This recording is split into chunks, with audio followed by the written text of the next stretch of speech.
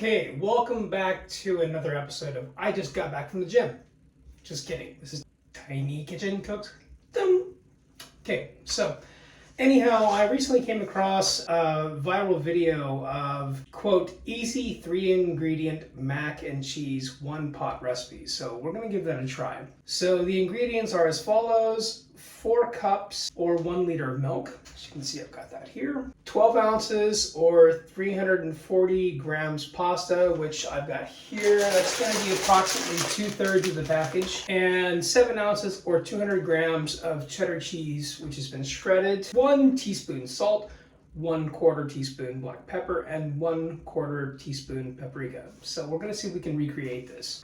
Luckily, I've got a new kitchen gadget. I don't know where this has been my entire life. This is a rotary style cheese grater. I'm telling you, it's amazing. I've been using a box grater my entire life. I wish that I had that much earlier. It's so much easier. It's like when, for those of you that are American anyway, it's like when you go to Olive Garden and they grate the fresh Parmesan at your seat. Yeah, it's like that, but so much easier. Oh my gosh, literally 200 grams right here. This happens to be a nice sharp cheddar cheese. We'll see how that goes.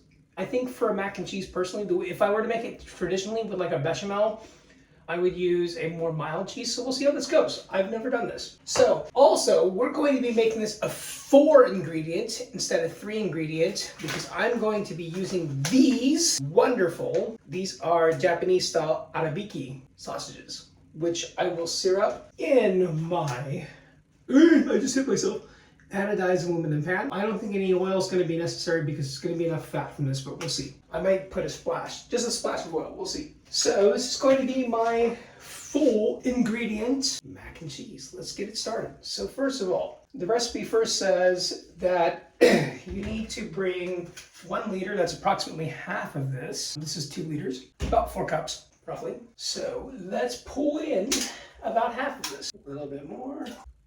Little bit more, little bit more. So that's approximately half of my 2-liter jug of, by the way, this is full fat milk, not 2% or anything else. Let's get that to a boil. By the way, this is a side dish tonight. I'm having it with smash burgers that I'm getting ready to make outside on the grill, but you've already seen that video before, so if you missed that, look for that link in the description below, and I will show you my process that I use for making smash burgers. So here we go. Mac and cheese, 3/4 ingredient, 1 pot. All right, let's get that to a boil. I'm setting that to 200°C just to get it started.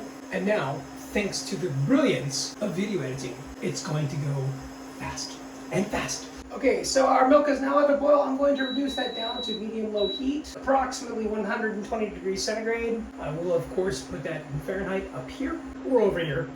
We'll see. I'm new at this.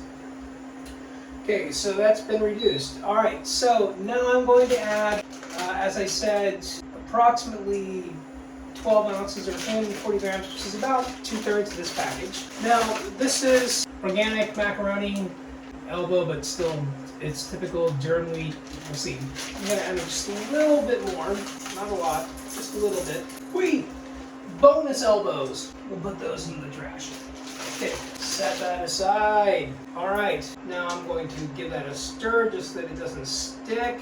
There we go. And I'm gonna let that simmer on medium-high heat for about, we'll see. The directions call for 6 minutes, but I think it's gonna call for more than that since we're using milk. So maybe 10 to 12. We'll see what happens next.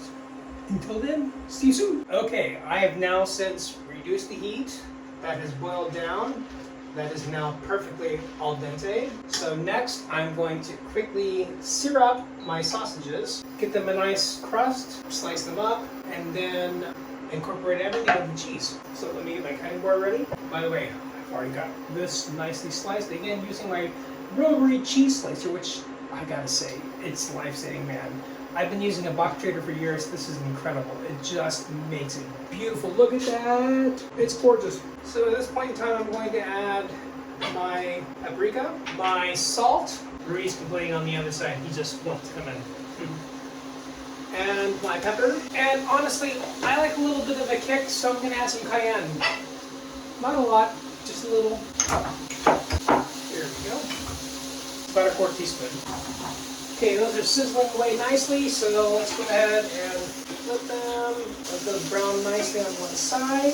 And I am going to add a little bit more milk just because, as you can see, my pasta got a little bit dry. So one sec, I'll be right back. Okay, so I've now got my arabiki sausages nicely charred. I'm going to put them onto a cutting board. You can see, those are gorgeous. Okay, I will let that sit for just a little bit and then I will slice them. Okay, so those have been sitting for a little bit. Now I'll just slice them up, 3 at a time roughly. One sausage got away. Okay, so that's now nice and sliced up. We're going to incorporate that into our mac and cheese. All right, next comes the important part. I'm going to go ahead and fill that all together. Now, since the pasta has become a little bit dry, sorry, I'm going to look for a tissue. Here we go. All right, this is basically what we're looking at now. I'm going to add a little bit more milk, not a lot.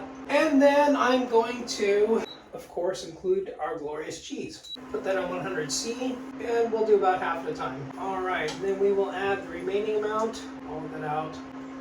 Okay.